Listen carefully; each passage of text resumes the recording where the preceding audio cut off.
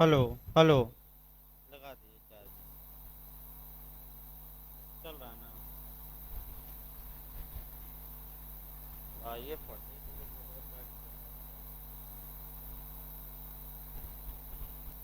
धीरे धीरे धीरे आकर पढ़िए। बैठिए। बैठिए एविडेंस चलेगा।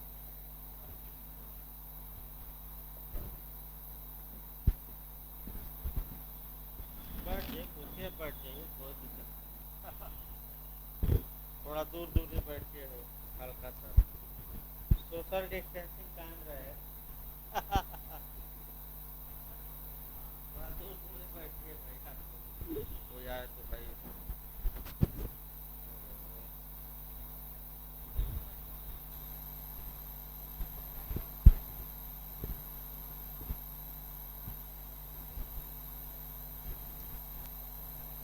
हाँ क्या।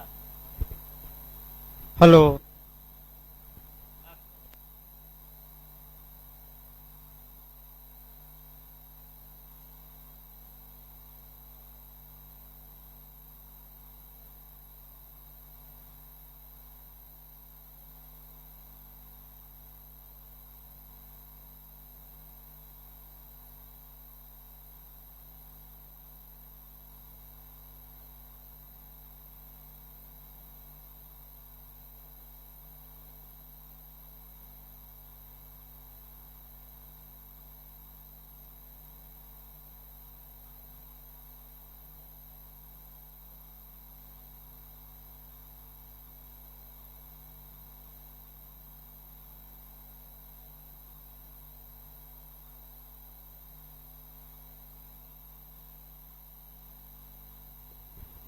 हेलो।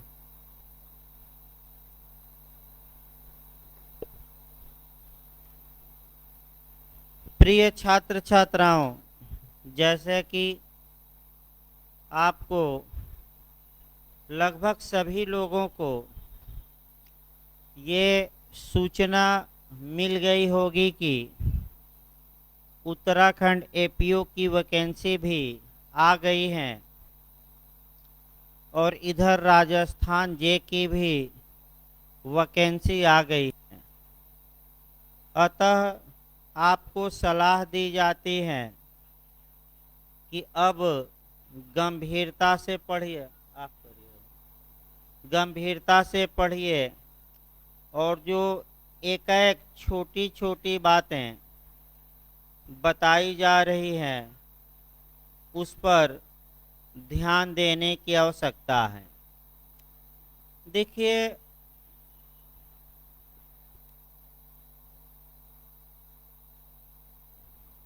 आपका एविडेंस में, हेलो, एविडेंस में जो आपका चल रहा था इसमें हम चैप्टर 2 उठाए थे और चैप्टर 2 में आपका ये बताए थे कि तथ्यों की सुसंगत के विषय में प्रावधान किया गया है, यानी कि आपका रेलेवेंसी ऑफ फैक्ट के बारे में प्रावधान किया गया है। यहाँ से पहला क्वेश्चन जो बनता है,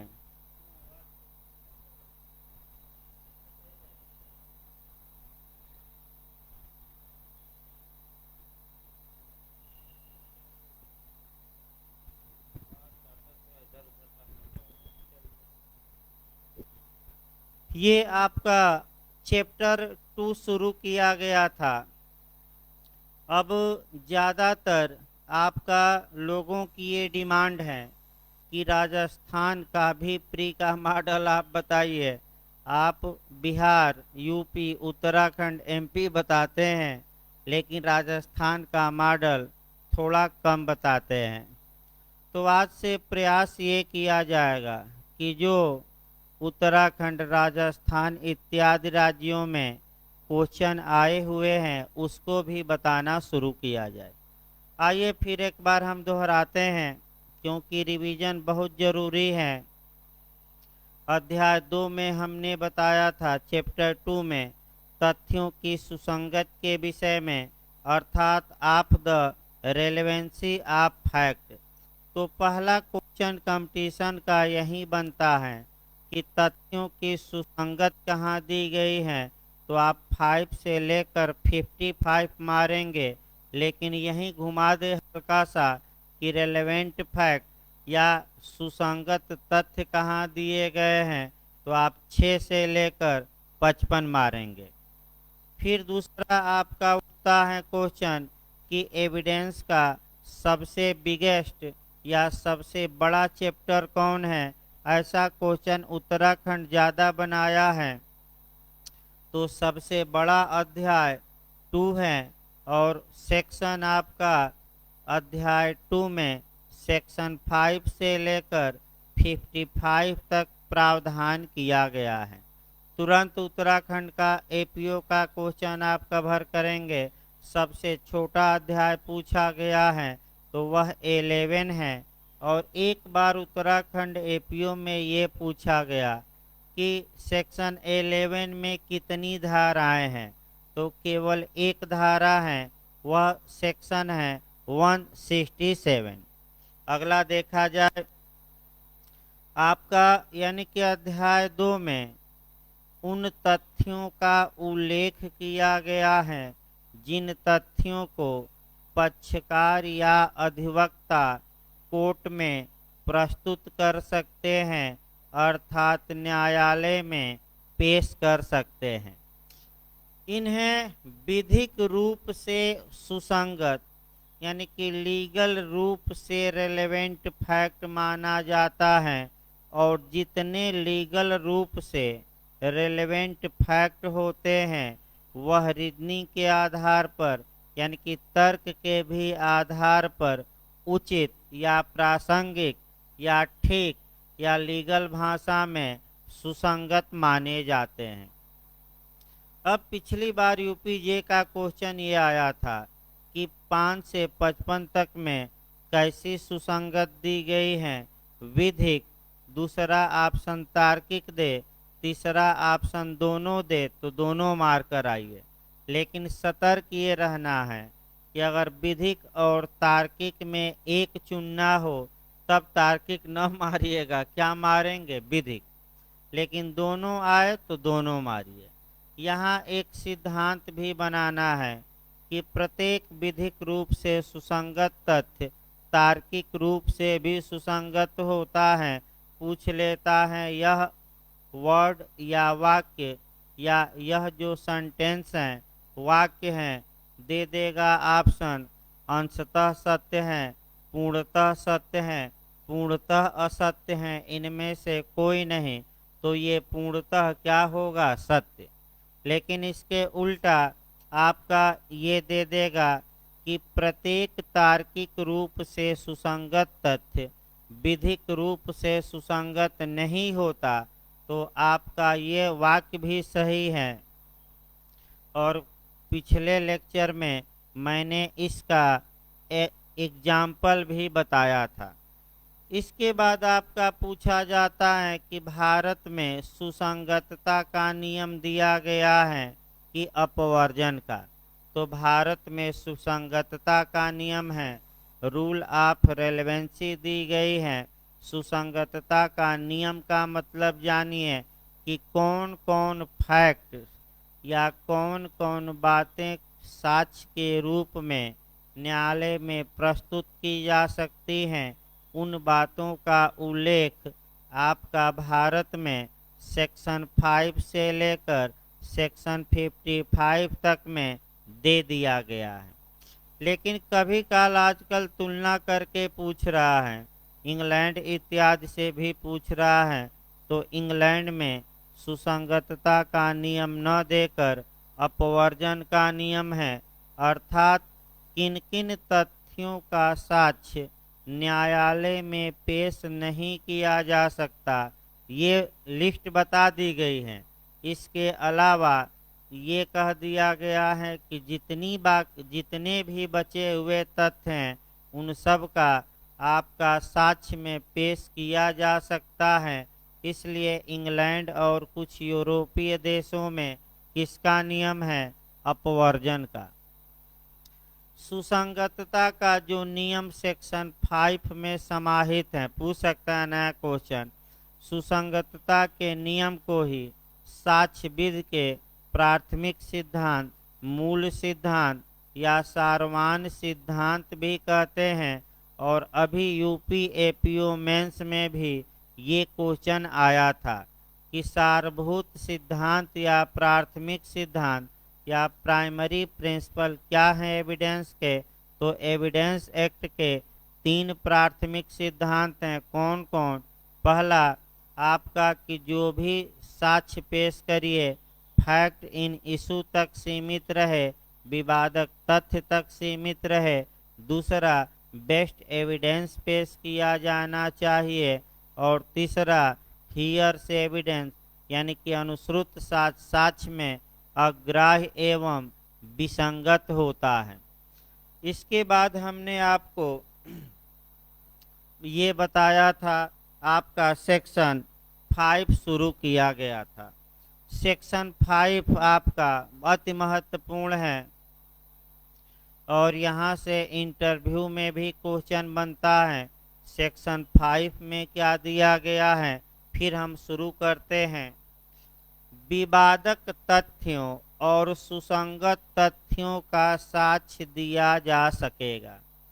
यानी कि सेक्शन 5 की हेडिंग आपका ये कहती है कि या तो फैक्ट इन इशू का एविडेंस देंगे या रेलेवेंट फैक्ट का।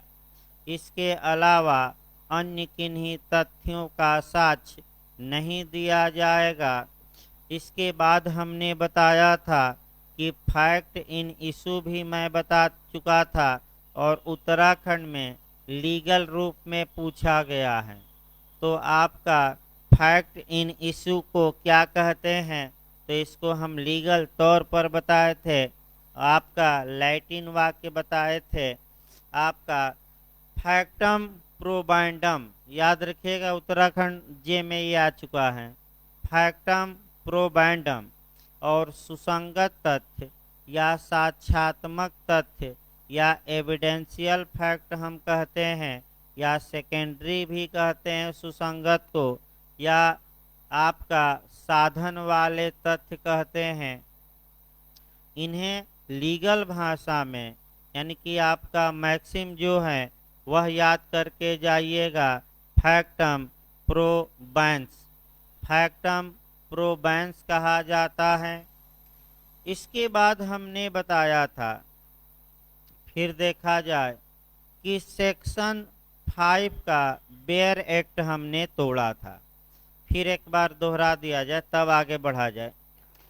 सेक्शन 5 का बेयर एक्ट तोड़कर हमने बताया ये था कि किसी वाद या कार्यवाही में, तो वाद को हमने बताया था कि वाद जो है ये आपका सिविल मामलों में आता है और आपका वाद के बारे में प्रावधान जो किया गया है सीपीसी के सेक्शन 26 में किया गया है और इसके लिए प्रोसीजर सीपीसी के आर्डर 4 में किया गया है।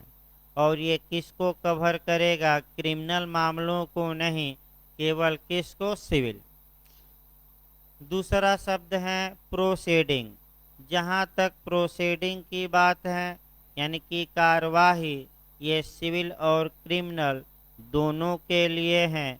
अर्थात पहला नियम सेक्शन 5 जो है वह सिविल और क्रिमिनल दोनों मामलों में समान रूप से लागू होता है। अगला देखिए, किसी वाद या कार्यवाही में हर विवादक तथ्य के यानी कि इभरी फैक्ट इन इशू के, तो फैक्ट इन इशू बता दिया गया था, या अन्य तथ्यों को जिन्हें ए तस्मिन पश्चात सुसंगत घोषित किया गया है।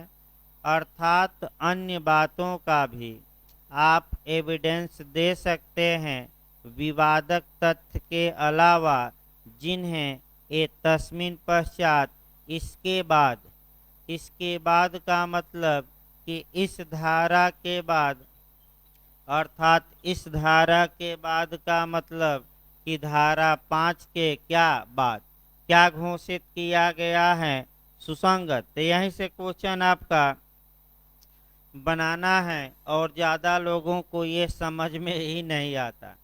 ये तस्मिन पश्चात सुसंगत बनाया गया है, उचित ठहराया गया है कानूनी रूप से, यानी कि सेक्शन 6 से लेकर और 55 तक में रेलेवेंट फैक्ट दिए गए हैं। इनका भी साक्ष्य दिया जा सकता है। ये इंडिकेट करता है कौन सी धारा 5। अगला देखिए, सुसंगत घोषित किया गया है अस्तित्व या अनस्तित्व। अस्तित्व माने एग्जिस्टेंस यानी कि मौजूद होने, या अनस्तित्व मतलब कि उस तथ्य के मौजूद न होने, यानी कि वह तथ्य विद्यमान है या विद्यमान नहीं है, या वह तथ्य मौजूद है या मौजूद नहीं है। इसका एविडेंस हम दे सकते हैं। अंतिम शब्द अति महत्वपूर्ण है और जो अंतिम वाक्य है उसको जरूर आप कवर करिए और किन्हीं अन्यों का नहीं। And of no others, and of no others, ये जो 4 शब्द हैं ये धारा 5 का क्रोड कहे जाते हैं, या जो असली फोर्स है सेक्शन 5 का, इन्हीं 4 आपका कह सकते हैं, इन्हीं 4 वाक्यों में ही समाहित है। अब इन 4 वाक्यों का मतलब क्या हुआ ये निकाला जाता है और यहीं एक विद्वान का कोटेशन भी देखा जाता है।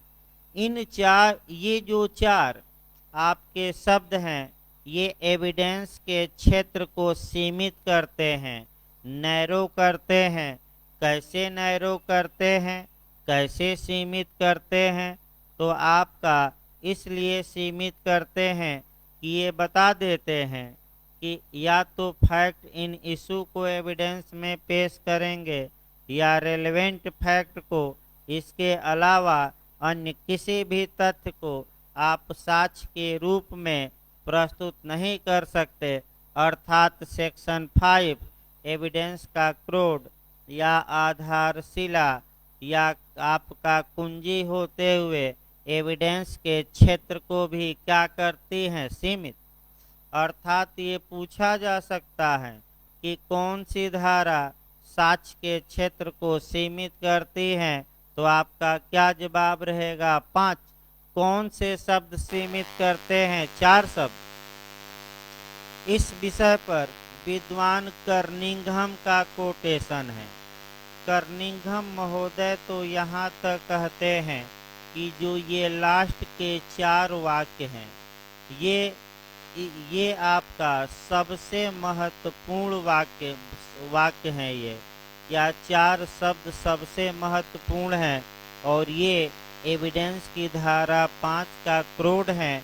एक्चुअल जो फोर्स है सेक्शन 5 का वह किसमें समाहित है, इन 4 आपका शब्दों में ही। यानी कि आपका इसीलिए सेक्शन 5 को आपका कह सकते हैं कि एविडेंस का क्रोड भी कहा जाता है, कुंजी भी। अब अगला ये आया कि आखिर सेक्शन 5 का एम क्या है, पर्पज क्या है या उद्देश्य क्या है। अब ऐसे भी क्वेश्चन आजकल बन रहे हैं। तो सेक्शन 5 के आपका 2 उद्देश्यों के लिए बनी है। पहला, साक्ष्य के क्षेत्र को सीमित करना, यानी कि साक्ष्य को एक सीमा में बांधना। तो भाई कैसे सीमा में बांधती हैं, आपका कह सकते हैं कि सेक्शन 5, क्योंकि ये बता देता है कि आप 2 ही प्रकार के एविडेंस दे सकते हैं, या तो फैक्ट इन इशू या रेलेवेंट फैक्ट। और दूसरा इसका एम या उद्देश्य है अनावश्यक विलंब एवं खर्चे से न्यायालय को बचाना। अब एक कल्पना लास्ट में करिए तब एक्सप्लेनेशन देखा जाएगा। अगर सेक्शन 5 नहीं रहता तो क्या होता? तो होता क्या, जो अधिवक्ता साहब हैं वह सभी तथ्यों को न्यायालय में साक्ष्य के रूप में प्रस्तुत करते और इतना ज़्यादा तथ्य प्रस्तुत कर देते कि न्यायालय में न्यायिक कार्यवाही में ज़्यादा विलंब भी होता, खर्चा भी लगता। अतः सेक्शन 5 वकील साहब पर नकेल कसती हैं, कंट्रोल करती हैं कि आप एविडेंस प्रस्तुत करिए, लेकिन आप उन एविडेंसों को, उन तथ्यों को सेक्शन 5 से लेकर कहाँ तक में सीमित रखिए, 55 तक में। ये नकेल कसती है, सीमित करते हैं साक्ष्य के दायरे को। इसके बाद आपका सेक्शन 5 का एक्सप्लेनेशन देखना है। जहाँ तक धारा 5 के स्पष्टीकरण की बात है, स्पष्टीकरण भी काफ़ी महत्वपूर्ण है, लेकिन एक्सप्लेनेशन को थोड़ा दूसरे वे में आपका समझाया जाए। जहाँ तक आपका सेक्शन 5 के एक्सप्लेनेशन की बात है, पहला नियम ये निकालना है, जो छोटी छोटी बातों कि यह जो एक्सप्लेनेशन है, स्पष्टीकरण है, यह केवल और केवल सिविल मैटर में या दीवानी मामलों में कहिए, या व्यवहारिक मामलों में या नागरिक मामलों में लागू होता है। क्रिमिनल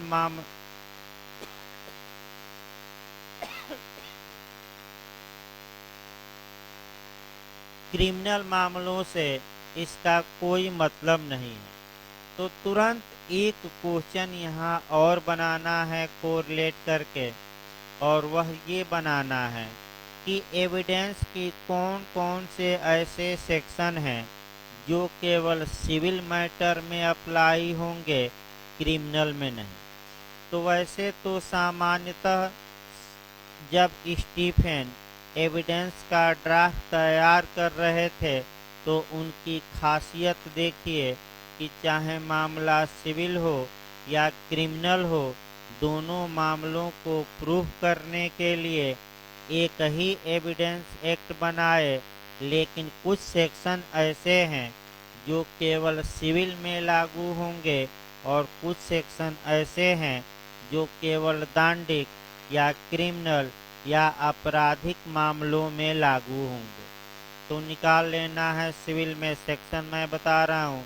सेक्शन 5 का एक्सप्लेनेशन आपका पहला हो गया, दूसरा आपका सेक्शन 52 हो गया, तीसरा आपका 55 हो गया, फिर आपका सेक्शन 23 हो गया, फिर आपका सेक्शन 115 हो गया, फिर 116 हो गया और 117।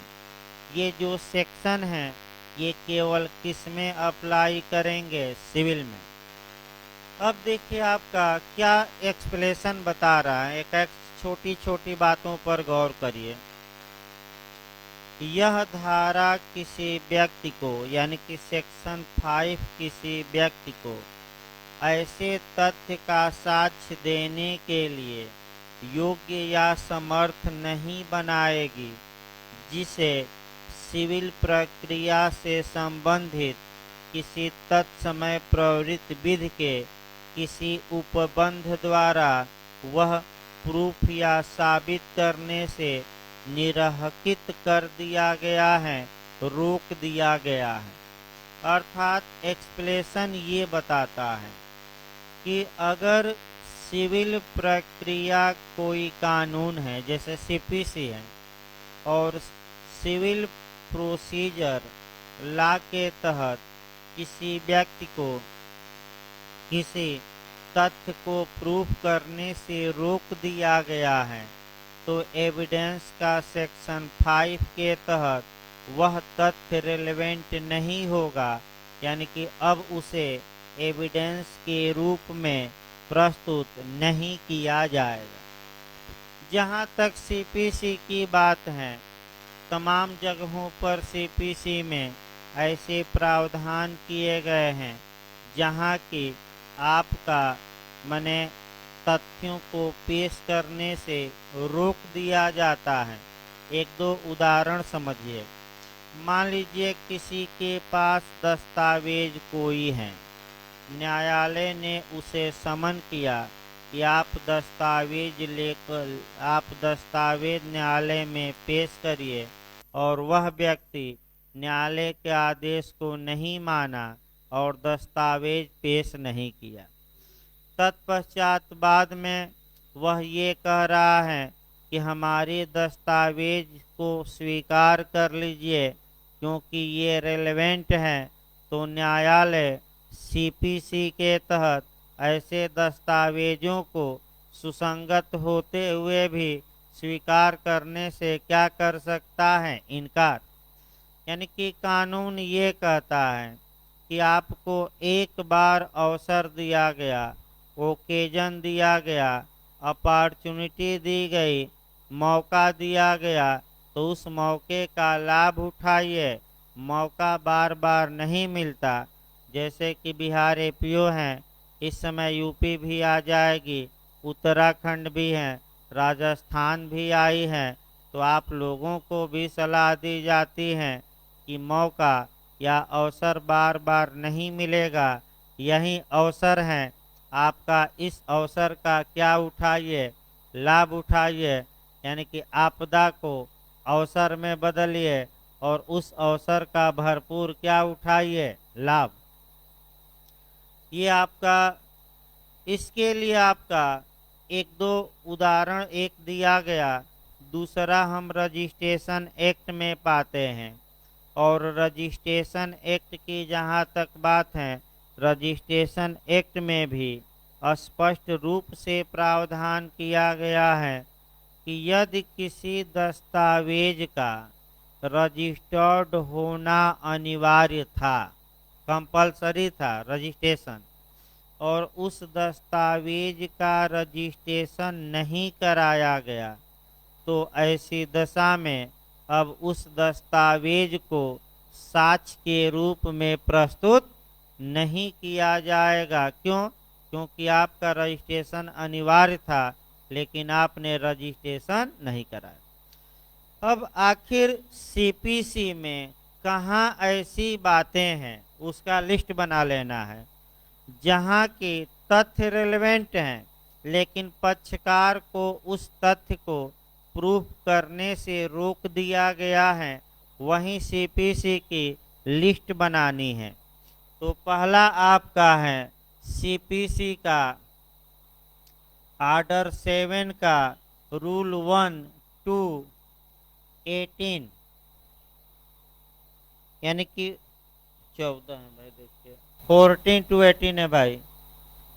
सीपीसी के आर्डर 7 का रूल 14 to 18 यहाँ रोका गया है। फिर आपका सीपीसी के आर्डर 13 का रूल 1, 2, 3 और 10। फिर आपका सीपीसी के आर्डर 41 का रूल आपका 27।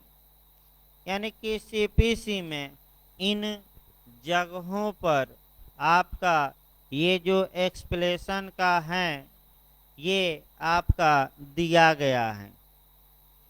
इसके बाद सेक्शन 5 में 2 इलस्ट्रेशन दिए गए हैं जो पूछे भी जाते हैं। पहला इलस्ट्रेशन आपका एक दिया गया है जिसमें कि फैक्ट इन इशू के बारे में बताया गया है, और जो सेकेंड इलस्ट्रेशन है वह एक्सप्लेनेशन से जुड़ा हुआ है, स्पष्टीकरण से, जो हमने अभी बताया। यानी कि आपका पहला इलस्ट्रेशन फैक्ट इन इशू से संबंधित है, जबकि दूसरा इलस्ट्रेशन या उदाहरण आपका सेक्शन 5 के एक्सप्लेनेशन यानी कि स्पष्टीकरण पर आधारित है। देखिए पहला, ख की मृत्यु कारित करने के आशय से उसे लाठी मारकर उसकी हत्या कारित करने के लिए क का ट्रायल किया जाता है। यानी कि ए पर इल्जाम है, चार्ज है कि इसने बी की लाठी से मारकर क्या की, हत्या। क के विचारण में निम्नलिखित फैक्ट इन इशू होंगे। कौन कौन होंगे? क का ख को लाठी मारना, यानी कि क्या क ने ख को लाठी मारा, ये विवादक तथ्य होगा। फिर आपका क का ऐसी मार द्वारा ख का मृत्यु कारित करना, यानी कि क्या क के लाठी मारने से ख मर गया। तीसरा, क की मृत्यु कारित करने का माने ख की मृत्यु कारित करने का क का आशय, ये तीसरा पॉइंट है। ये सब फैक्ट इन इशू हैं, लेकिन हम 2-3 और अपने मन से इसमें ऐड कर रहे हैं। वह ये ऐड कर रहे हैं कि ख ने क को अचानक और गंभीर प्रोवोकेशन यानी कि प्रकोपन दिया था, जिससे कि क ने ख को मारा। ये भी फैक्ट इन इशू है। अगला आप देख सकते हैं कि जिस समय ए या क लाठी से बी को मार रहा था, उस समय वह अनसाउंड माइंड था, यानी कि चित्त विकृत था। और चित्त विकृत के कारण यानी कि आईपीसी के सेक्शन 84 वाला था और पागल था, और पागलपन के कारण अपने कार्य की प्रकृति और परिणाम को उस समय समझने में क्या था, असमर्थ। तो वह पागल था कि नहीं, ये फैक्ट इन इशू होगा, क्योंकि इस पर निर्णय आएगा, अधिकार निर्भर करेगा। यदि सिद्ध हो जाए पागल है तो वह बाइज्जत क्या हो सकता है, बरी। अब इसी में आपको रिलेवेंट फैक्ट उदाहरण तो नहीं दिया गया है, लेकिन हम 3-4 रेलेवेंट फैक्ट भी बताएंगे जो उदाहरण से बताएंगे। पहला, ये हत्या करने के पश्चात लाठी को नदी में फेंक दिया और एक के कथनानुसार लाठी नदी से बरामद हुई। ये फैक्ट इन इशू नहीं है, बल्कि सुसंगत तथ्य हैं।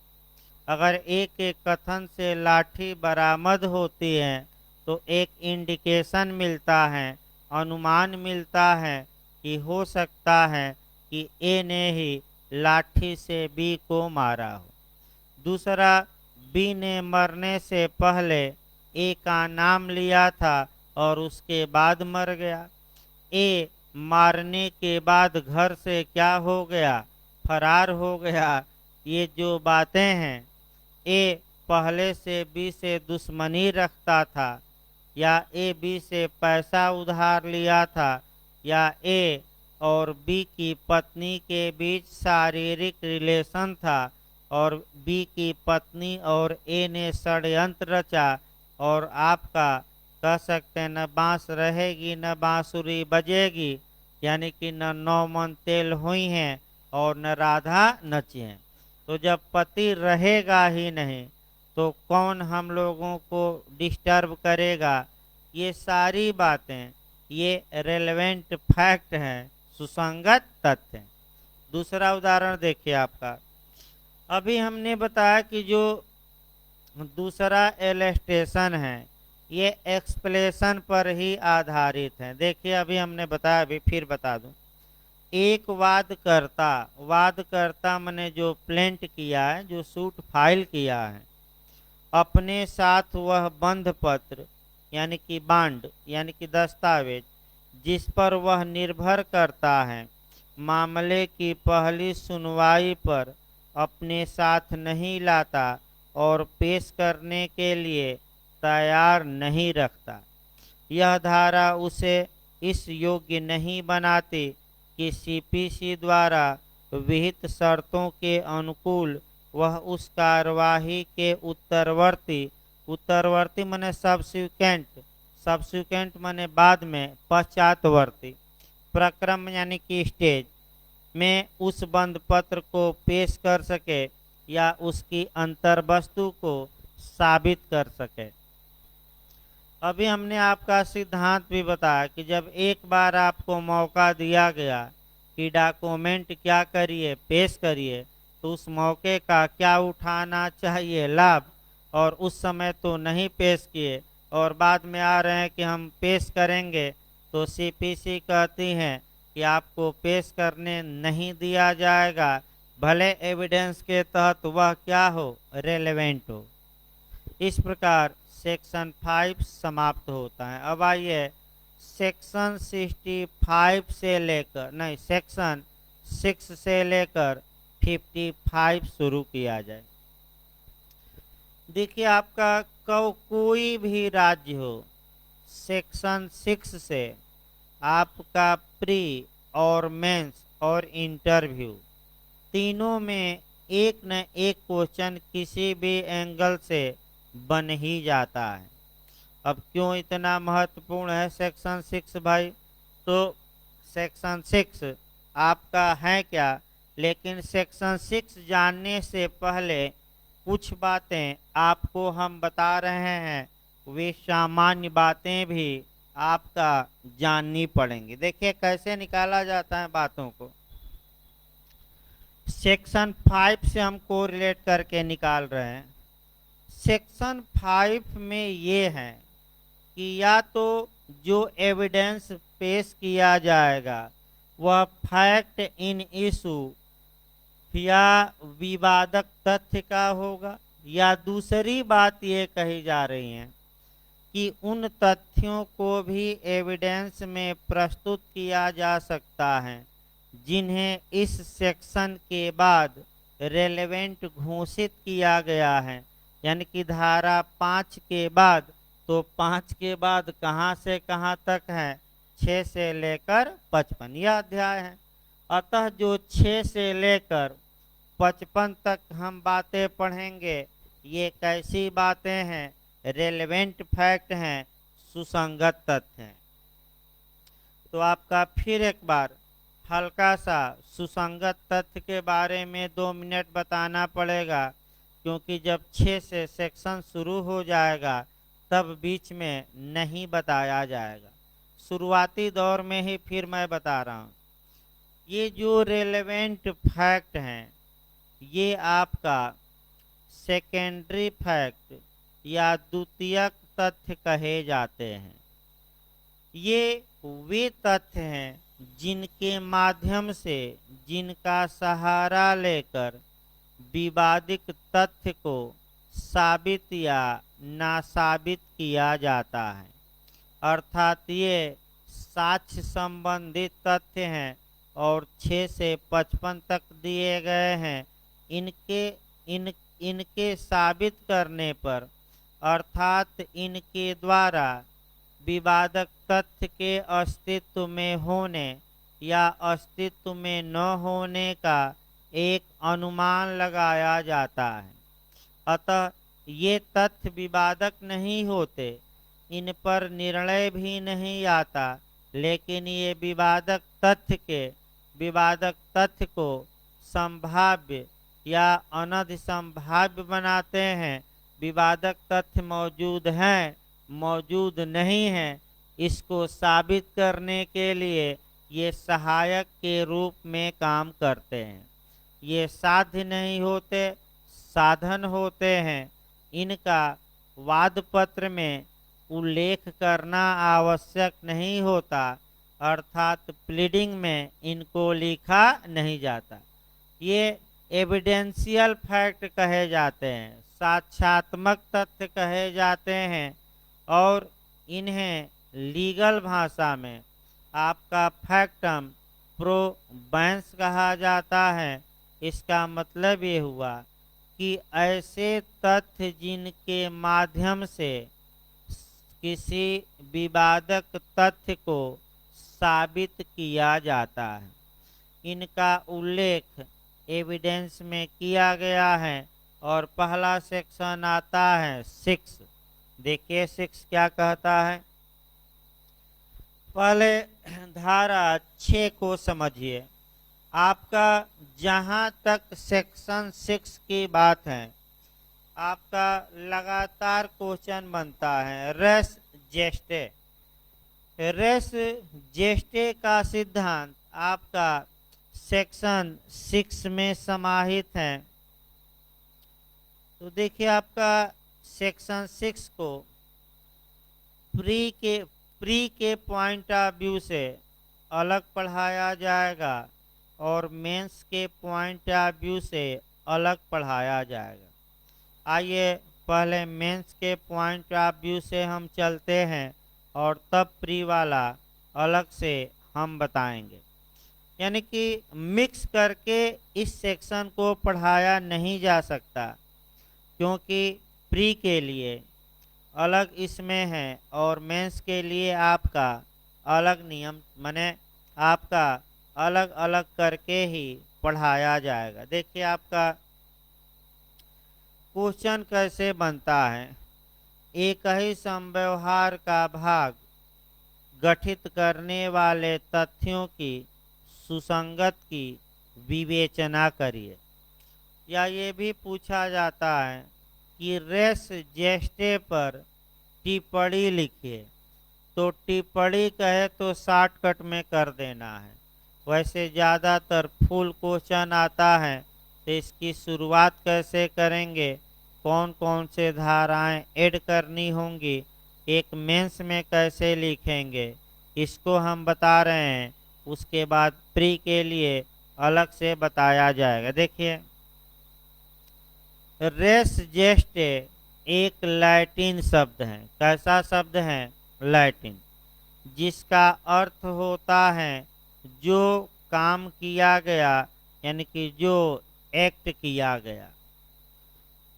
लेकिन इंग्लिश विधि के अंतर्गत इसका अर्थ माना गया है ऐसे कथन तथा कार्य, यानी कि ऐसे स्टेटमेंट और एक्ट जो किसी संव्यवहार के साथ, संव्यवहार का मतलब किसी ट्रांजैक्शन के साथ, संव्यवहार का मतलब हुआ ट्रांजैक्शन, बताया जाएगा, किसी संव्यवहार के साथ हुए हों। भारतीय साक्ष्य अधिनियम की धारा 6 में मुख्य रूप से इस सिद्धांत को समाहित किया गया है, लेकिन धारा 6 में है, लेकिन सेक्शन 7, सेक्शन 8, सेक्शन 9 और सेक्शन 14 में भी कुछ हद तक यह सिद्धांत पाया जाता है। तो इंटरव्यू के लिए, प्री के लिए अलग बताया जाएगा। भारतीय, अब पैराग्राफ चेंज करके लिखेंगे फिर आपका मेंस में कि द इंडियन एविडेंस एक्ट 1872, भारतीय साक्ष्य अधिनियम की धारा 60 में आपका अनुश्रुत साक्ष्य का नियम प्रतिपादित किया गया है, जिसके अंतर्गत हियर्स एविडेंस या अनुश्रुत साक्ष्य में अग्राह्य एवं विसंगत माने गए हैं। लेकिन यह विधि का पूर्ण नियम नहीं है।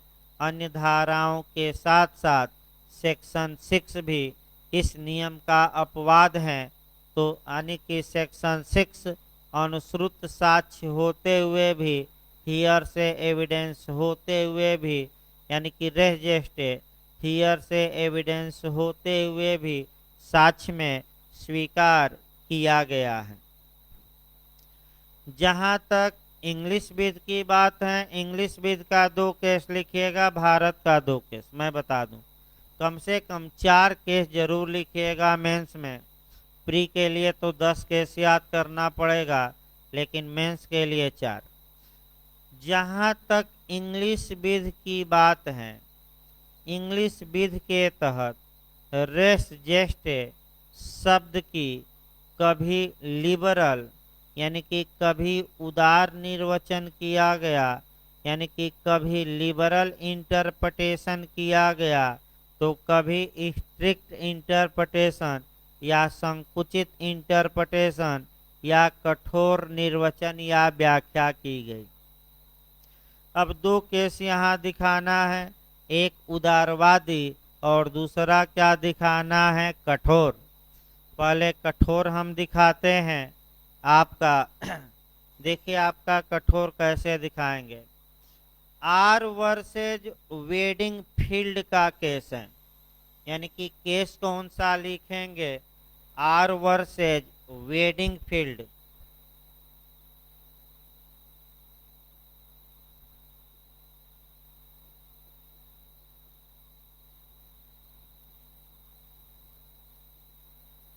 इसमें जो जस्टिस थे काक बर्न थे।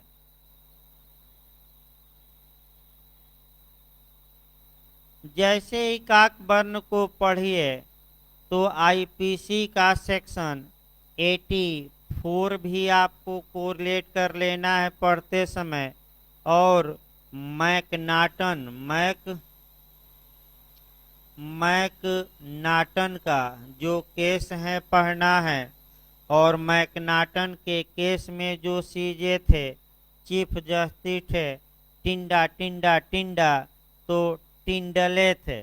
टिंडा खाते होते रहते हैं आप लोग, तो कम से कम याद रखिए मुख्य न्यायाधीश कौन थे, टिंडले। देखिए आपका छोटी छोटी बातों पर भी गौर करिए।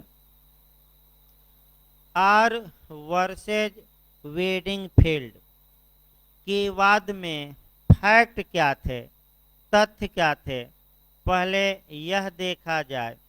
यह केस जो है 1879 का है, 1879। देखिए आपका अच्छे से इसको देखिए। वेडिंग फील्ड ने एक औरत का गला कमरे में काटा और उस औरत के गले से खून की धार बह रही थी और वह औरत दौड़ती हुई आंगन में आई और उसकी चाची थी, आंटी थी, और अपने आंटी से कही कि ओ माय डियर आंटी, यानी कि ओ मेरी प्रिय चाची, देखो वेडिंग फील्ड ने मेरी क्या दुर्दशा कर दी है। इसके बाद वह औरत मर गई। मामला आपका कोर्ट में गया और जो प्रोसिक्यूशन या अभियोजन था वह वेडिंग फील्ड को सजा दिलवाने के लिए न्यायालय से ये मांग किया कि हजूर, जो महिला द्वारा घटना के बाद कथन किए गए हैं, स्टेटमेंट दिए गए हैं, उनको रेस जेस्टे या एक ही समव्यवहार का भाग, यानी कि सेम ट्रांजैक्शन माना जाए और घटना से जुड़ा हुआ माना जाए। लेकिन जस्टिस काकबर्न ने इसे रेस जेस्टे के अंतर्गत, एक ही समव्यवहार के अंतर्गत मानने से डिनाई कर दिया, इनकार कर दिया, और ये कहा कि जिस समय गला काटा जा रहा था, अगर उसी समय वह रूम से ही चिल्लाई होती कि देखो वेडिंग फील्ड मेरा गला काट रहा है, तब तो ये एक ही घटना, एक ही समव्यवहार का भाग माना जाता। लेकिन घटना रूम में हुई और आकर कहीं कहाँ आंगन में, अतः हम रेस जेस्टे नहीं मानेंगे। इस कथन को एक ही समव्यवहार का भाग नहीं मानेंगे। ऐसा ही क्वेश्चन यूपी एपीओ में आ चुका है और यूपी एपीओ में भारत में इसे रेस जेस्टे में माना जाएगा। क्यों? क्योंकि सेक्शन 6 हम बताएंगे, आज तो नहीं हो पाएगा, कल डिटेल में बताएंगे। तो फिर इस घटना का हम क्या करेंगे, उल्लेख।